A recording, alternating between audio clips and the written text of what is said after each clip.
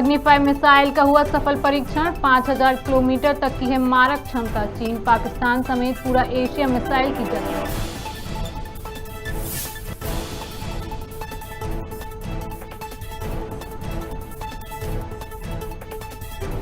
आर्यन खान के साथ सेल्फी लेने वाला केपी गोसावी पुणे से गिरफ्तार। 3 साल पुरानी धोखाधड़ी के मामले में पुलिस ने लिया हिरासत में, लंबे समय से फरार।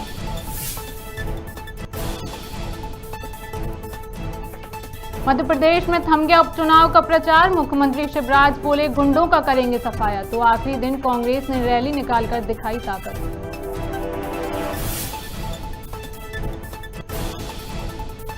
गुरु पुष्प नक्षत्र आज, दिवाली तक खरीदारी और निवेश के लिए हर दिन रहेगा शुभ। 19 साल बाद धनतेरस पर बना त्रिपुष्कर युग।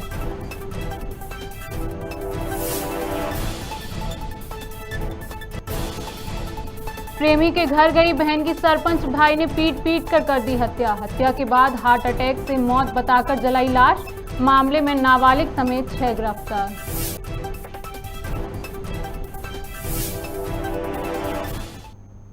नमस्कार, आप देख रहे हैं खबर भारत और मैं हूं आपके साथ शिवांगी। चलिए बढ़ते हैं खबरों की ओर। यात्रियों की सुविधा के लिए अब जल्द ही भोपाल के राजा भोज एयरपोर्ट से दुबई के लिए सीधी फ्लाइट शुरू हो सकती है। इसके लिए अधिकारियों ने भोपाल के राजा भोज एयरपोर्ट का निरीक्षण भी किया है। आपको बता दें कि भोपाल एयरपोर्ट पर 100 इंटरनेशनल फ्लाइट, 250 घरेलू उड़ान की क्षमता है। ज्योतिरादित्य सिंधिया के उड़ान मंत्री बनने के बाद ये बड़ी सौगात भोपाल को मिल सकती है।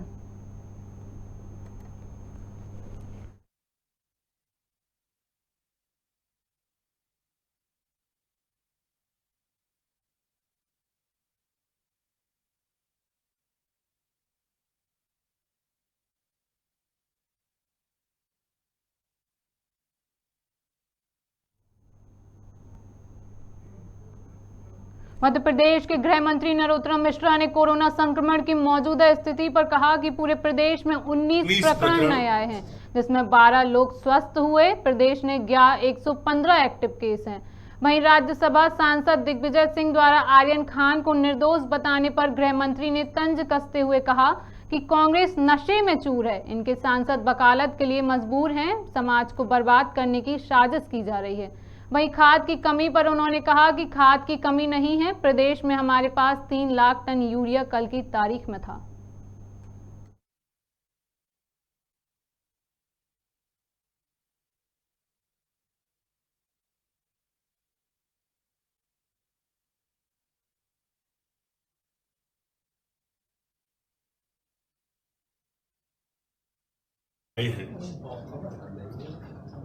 अगर इनमें हम दृष्टिगोचर करें तो 8 मामले इंदौर से हैं और 5 मामले भोपाल से हैं। मतलब 13 2 जगह से है। बाकी जैसे धार में 2 है, उज्जैन में 1 है, बाकी 1-1, 2-2 करके है। संक्रमण दर हमारी 0.03% संपूर्ण मध्य प्रदेश की है, जबकि रिकवरी की दर स्थिर अभी भी 98.6 बनी हुई है। दरअसल नशे में चूर है और इसके जो सांसद है ना, वो वकालत को मजबूर है। अकेले केटीएस तुलसी जी भी नहीं, दिग्विजय सिंह जी भी है। तुलसी जी तो कह रहे हैं कि इससे प्रतिबंध ही हटा लेना चाहिए। पीढ़ी को बर्बाद करने का जो षड्यंत्र है ना, वो उनको समझ में नहीं आ रहा है, जबकि नेतृत्व में दिखाई देता है। लेकिन यह दिखाई नहीं दे रहा है कि इन सांसदों को कि ड्रग्स पे से प्रतिबंध उठाने की बात कर रहे हैं। शाहरुख के बेटे को क्लीन चिट दे रहे हैं, अभी मामला न्यायालय में, पर दिग्विजय सिंह जी पहले ही से कह रहे हैं। भारतीय जनता पार्टी के प्रदेश उपाध्यक्ष पंकज जोशी के एक फेसबुक पोस्ट से बवाल हो गया है। दरअसल जोशी ने अपने पोस्ट में पंचर और हवा भरने वालों को जेहादी बताया है। उन्होंने अपनी फेसबुक वॉल पर विवादित पोस्ट में लिखा कि सड़क हादसों में मरने वाले 95% लोग हिंदू होते हैं। उन्होंने इस पोस्ट का शीर्षक हाईवे जिहाद दिया है।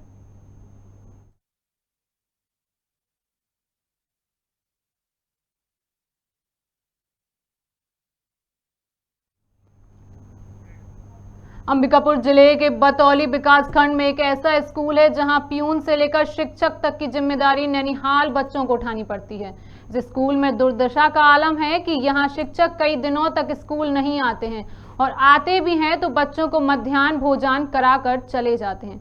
ऐसा इस स्कूल में पढ़ने वाले बच्चों का कहना है। देखिए ये विशेष रिपोर्ट। शिक्षा की अलख जगाने के लिए नारे और स्लोगन तो ऐसे ऐसे बनाए जाते हैं कि मानो शिक्षा विभाग के अधिकारी बहुत ज्यादा संवेदनशील हो गए हैं। लेकिन उनकी संवेदनशीलता का उदाहरण सरगुजा जिले के ग्राम पंचायत चिपरकाया के प्राइमरी स्कूल मुर्ताडाड़ में देखने को मिलता है। जिले के बतौली विकास खंड के दूरस्थ गांव मुर्ताडाड़ के इस प्राइमरी स्कूल में 56 बच्चे पढ़ते हैं। 56 ननिहालों का पढ़ाने के लिए केवल एक शिक्षक है। वह भी कभी कभी स्कूल आते हैं और मध्याह्न भोजन कराकर चले जाते हैं। पढ़ाई का स्तर ऐसा कि 5वीं के बच्चे ABCD भी ठीक से नहीं पढ़ पा रहे हैं। वनांचल क्षेत्र में संचालित इस स्कूल में शिक्षकों की मनमानी के कारण परिजन भी अपने बच्चों के भविष्य को लेकर चिंतित है और वो ये मान रहे हैं कि शिक्षक के स्कूल नहीं आने से बच्चों की पढ़ाई पर असर पड़ रहा है। नहीं आते हैं। कौन नहीं आता है? मानसा से क्या नहीं आते हैं? एक दिन आतर कर आते हैं, पता नहीं क्यों नहीं आते हैं। तो कैसे पढ़ते हो फिर तुम लोग? मिडिल का सर पढ़ाते हैं। क्या चाहती हो आप लोग? पढ़ना नहीं आते हैं। एक क्या बुद्ध करते हैं? पता नहीं सर, एक भी नहीं आते हैं। वो सर लोग पढ़ाते हैं सर हम लोग को, मिडिल में का सर 2-3 दिन में आते हैं सर। फिर क्या करते हैं? चावल निकाल के फिर चले जाते हैं। गुरुजी चाहते हैं सर, गुरुजी आते तो क्या करते हैं? लगा के कागज बनाते हैं सर, फिर चावल निकाल के चल जाते हैं। मिडिल में का सर पढ़ाते हैं। तो रोज पढ़ाते हैं? जी। क्या क्या? तो तुम लोग को तो ABCD भी नहीं आता है, तो क्या पढ़ाते हैं? जोड़ घटा। तो जोड़ घटाव आता है? जी। तो तुम लोग के गुरुजी नहीं आते हैं? नहीं। कितना ठे गुरुजी है? एक ठो। तो कब आता है वो? एक दिन का आतर में आते हैं। और पढ़ाते हैं कि नहीं पढ़ाते हैं? नहीं। तो क्या करते हैं आके? आके कागज बनाते हैं। और ये शिक्षक के चलते हो गया। और पहले तो हुआ ये कोरोना काल है, कोरोना काल में क्या करें करके फिर स्कूल खुला। स्कूल खुलने के बाद एक शिक्षक थे, शिक्षक के पास आके बैठे जे सर कैसे किया जाए करके, बोले जो भाई शिक्षक मांग कीजिए आप लोग। फिर मांग किए। वो शिक्षक भी ऐसे हैं जो कभी दारू पी के लेट जाते हैं घर में, और कभी आते हैं तो खाली चावल निकाल के फिर चले जाते हैं। क्या नाम है गुरुजी का? मानसा है सर। कहाँ रहते हैं वो गोविंदपुर में रहते हैं सर। प्राइमरी स्कूल मुर्ताडाड़ की इमारत जर्जर है। बरसात के दिनों में कई छत न ढह जाए जिससे बच्चों को नुकसान हो, इसलिए बच्चों की पढ़ाई के लिए माध्यमिक विद्यालय का एक कमरा दे दिया है। लेकिन यहाँ एकमात्र शिक्षक कभी कभी स्कूल आते हैं। गांव के मुखिया और परिजनों को बच्चों के भविष्य की चिंता हुई तो शहर पहुंचकर इस शिक्षक के प्रति कलेक्टर और जिला शिक्षा अधिकारी को ज्ञापन सौंपा है और नए शिक्षक की मांग की है।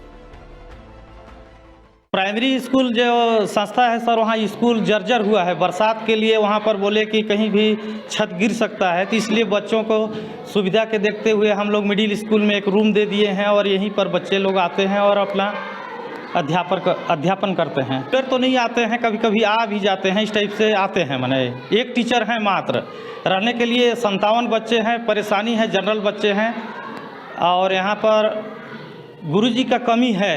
सर शिक्षक की कमी है और 57 दर्ज संख्या है प्राइमरी स्कूल में, और इसमें जो है एक भी शिक्षक आ नहीं रहे हैं। इस समस्या को देख करके मैं कल जो है कलेक्टर साहब या जिला शिक्षा अधिकारी तक जो मैं आवेदन दिया हूँ। नहीं आ रहे हैं, केवल मध्याह्न भोजन खिला करके चल देते हैं, चावल निकाल करके जो है चले जाते हैं।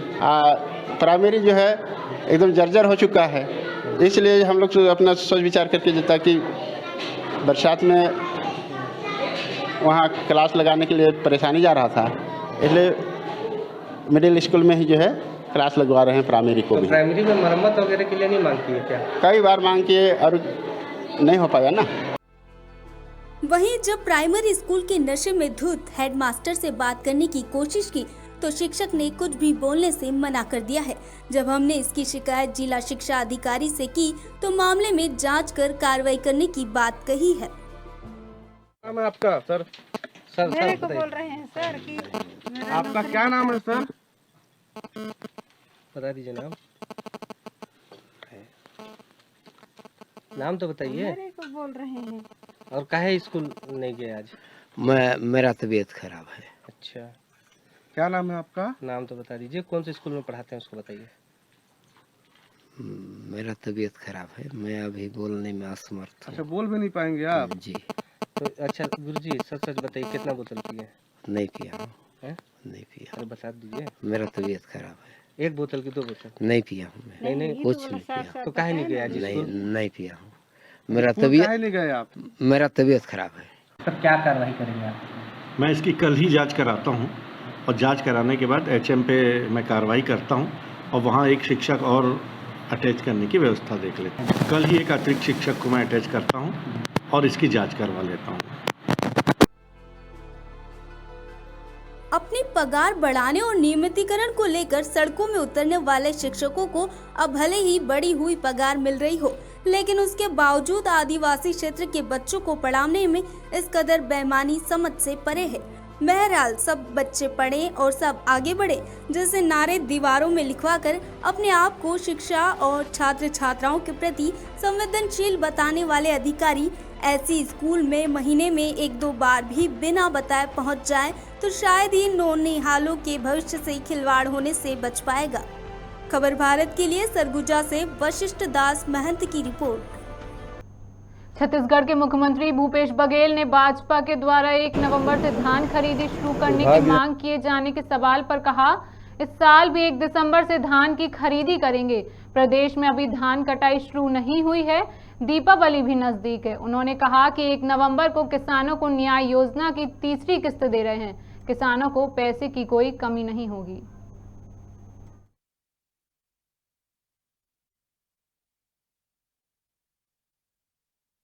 दुर्भाग्यजनक बात है, छत्तीसगढ़ के राजधानी में आदिवासी यदि आके देश और दुनिया भर के लोग एकत्रित होंगे तो इनको तकलीफ हो रही है।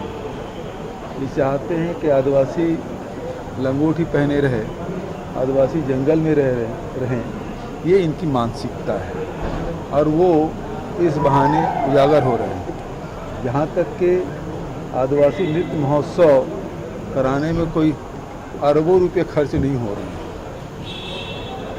जिससे कर्ज लेना पड़े।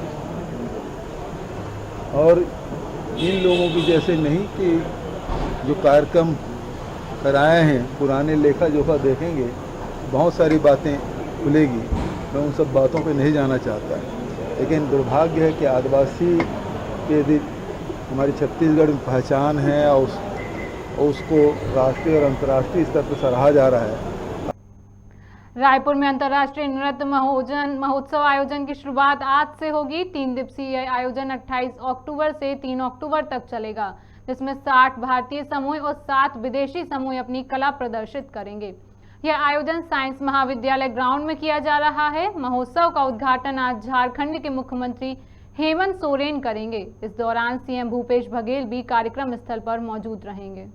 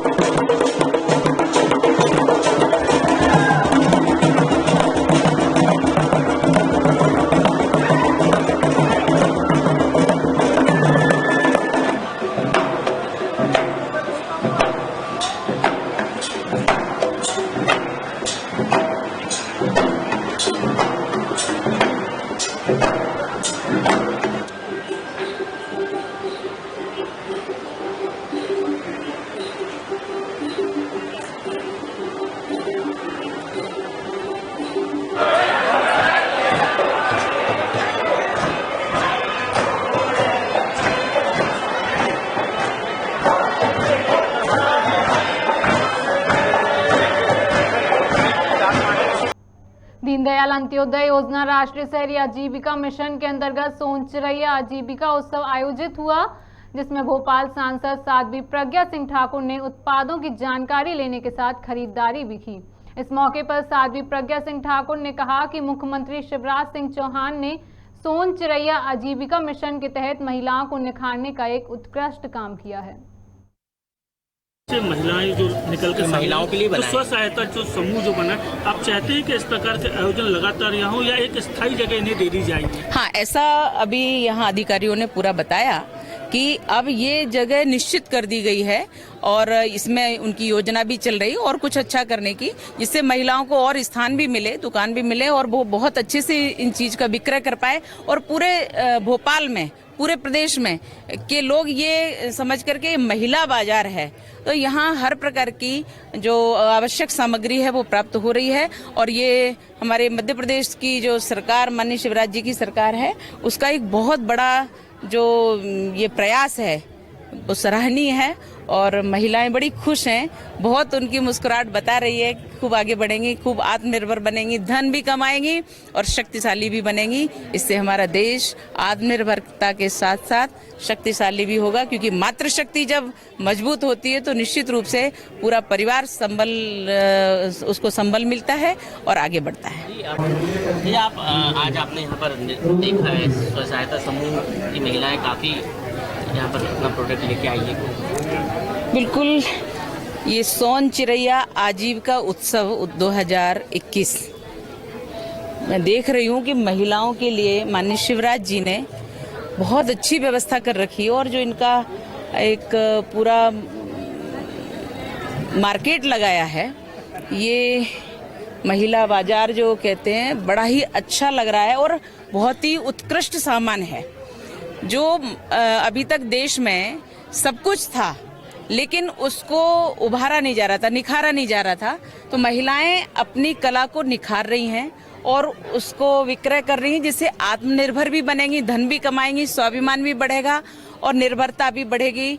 हम स्वयं अपने पैरों पर खड़े हैं, इससे उनका मनोबल भी बढ़ेगा।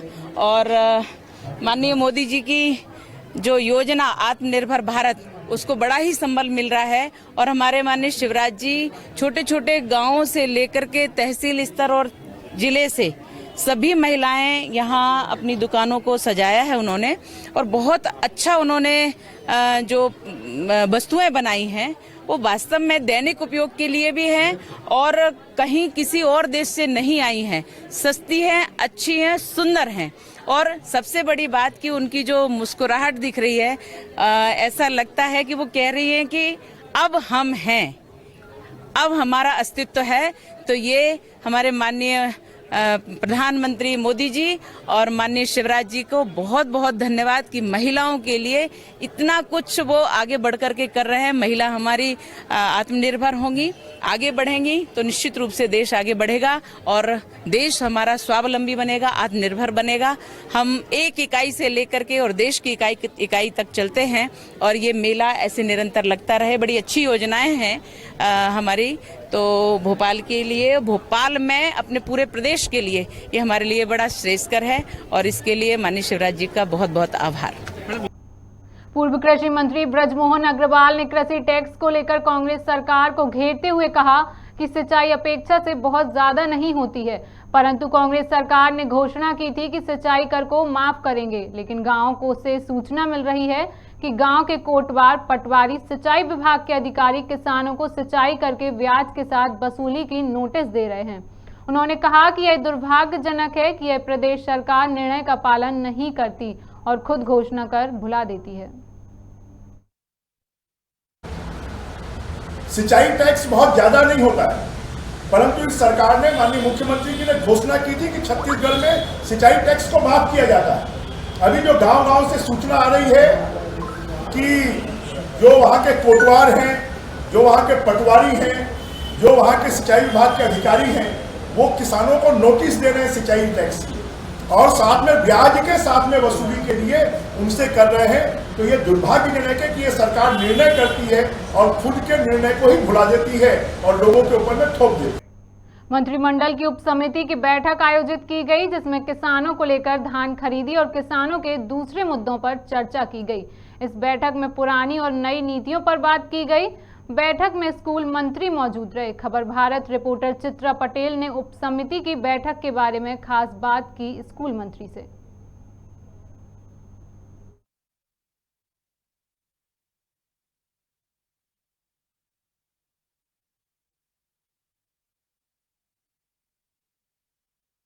हमारे साथ अभी उपस्थित हैं स्कूल मंत्री प्रेम सिंह टेकाम। ये कल आप लोगों की उप समिति की धान खरीदी को लेकर बैठक हुई थी और जिसमें अभी तक समय तिथि तय नहीं की गई है। धान खरीदने के लिए उसकी सारी व्यवस्था करने के लिए मंत्रिमंडल की उप समिति बनी है, उसकी कल बैठक थी और कई चीज़ों पर चर्चा हुई। पौधे की क्या स्थिति रहेगी, बागवानी के काम को मिलेगा, कितनी आपको आवश्यकता पड़ेगी, कितना धान का आवक हो सकता है, क्योंकि लोगों का पंजीयन भी बढ़ा है, कितना धान का आवक हो सकता है उसका अनुमान, धान की खरीदने के लिए बागवानी की क्या स्थिति रहेगी। सोचना होगा कि एक बार जब शुरुआत करेंगे तो बीच में बंद न हो, इसलिए पूरी पुख्ता व्यवस्था हो बागवानी की, सारी व्यवस्था की। उसके लिए कल चर्चा हुई और उसमें हम लोगों ने निर्णय भी लिया है कि जब बोरा अगर कमी पड़ेगी किसानों से बोरा लिया जाएगा, दूध में से बोरा लिया जाएगा, जो प्राइवेट जो कंपनियाँ हैं उससे बोरा लिया जाएगा, ताकि खरीदी का काम मतलब चलता रहे। और इस साल जो अच्छी बारिश भी हुई है और खेती भी अच्छा हुआ है, तो मान लो कि 1 करोड़ लाख अब उसमें से अधिक धान की आवक हो सकती है। उसकी व्यवस्था के संतोष कल बैठे। पिछले साल 92 मैट्रिक टन धान की खरीदी की गई थी, इस साल क्या अंदाजा लगाएं, क्या लक्ष्य है सरकार की? देखिए, पिछले साल 92 लाख मैट्रिक टन की खरीदी हुई थी और इस बार लगभग 1 करोड़ लाख से ऊपर। पूर्व मुख्यमंत्री दिग्विजय सिंह ने मध्य प्रदेश में होने वाले 3 विधानसभा और 1 लोकसभा उपचुनाव में कांग्रेस के पक्ष में वोट करने की अपील की है। उन्होंने कहा कि देश में महंगाई चरम पर है और बेरोजगारी बढ़ती जा रही है, किसान अपनी उपज का उचित मूल्य नहीं ले पा रहे हैं, तो वहीं मध्य प्रदेश में किसानों को खाद के लिए पुलिस की लाठियां खानी पड़ रही हैं।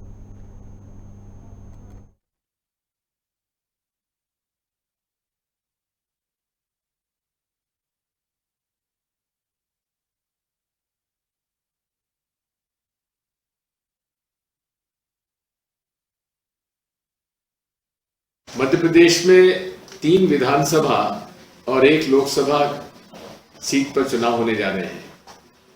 सबसे पहले तो तीनों स्वर्गीय विधायकगण तथा सांसद जी के प्रति मैं श्रद्धांजलि अर्पित करता हूं। आज जो देश में परिस्थितियां हैं, प्रदेश की परिस्थितियां हैं, महंगाई चरम सीमा पर है, बेरोजगारी बढ़ती जा रही है, खाद की समस्या विकराल रूप लेती जा रही है, अधिकारी कर्मचारी व्यवस्था नहीं कर पा रहे हैं, किसान को हाथ से मत जाने दीजिए। ये चुनाव आपका चुनाव है, आपके भविष्य का चुनाव है, आपके बच्चों के भविष्य का चुनाव है। इसे आप लोग जिम्मेदारी से और विश्वास के साथ और गंभीरता के साथ निर्णय लें, यही मेरी आपसे प्रार्थना है। बहुत बहुत धन्यवाद। कांग्रेस पार्टी जिंदाबाद। फिलहाल बुलेटिन में इतना ही। मुझे दीजिए इजाजत। नमस्कार।